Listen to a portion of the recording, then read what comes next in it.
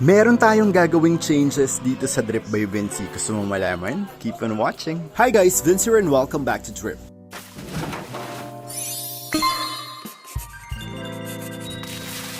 Meron tayong mga few changes na gagawin dito sa Drip by Vinci. So gusto ko lang i-share sa inyo yung mga bagay na ina-out na namin dito. Let's start with this rack. Itong rack na to ay 1 inch na tubular. Pwede magkasya ang 5 5-gallon tank in 1 layer. Meron siyang 4 layers and for out na yan. On this other side, meron tayong isa pang rack. Ito ay kasya naman dito ang siyam na 5-gallon tank.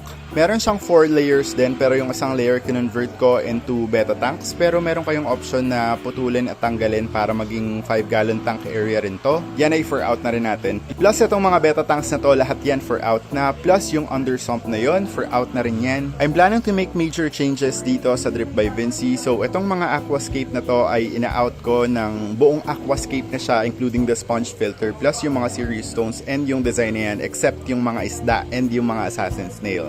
Full set na po to, and ang kinaganda rito ay 316 yung thickness ng kanyang glass, so hindi agad-agad basta-basta mababasag.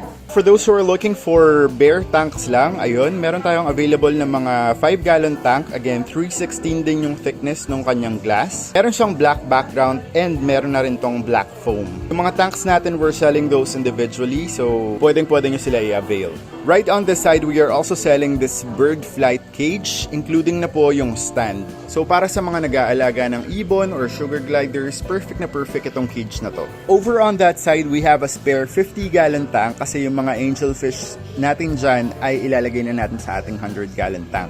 For out na rin yung ating 50-gallon tank na yun. Ang dami naming for out kasi I'm planning to make major changes sa layout nitong Drip by Vinci. Meron akong plan dun sa area na yun, and I think mas magiging better siya. Para sa mga interesado, located po kami sa Las Piñas City, Casimiro area, malapit sa BF Resort. Lahat po ng mga for out namin ay either pwede nyong ipaship via Lalamove or pwede nyong pick upin dito mismo sa Drip by Vinci. For those who are interested, all you need to do is to send us a DM sa aming FB. Same name lang po, Drip by Vinci. Aantayin ko yung mga DM nyo dun.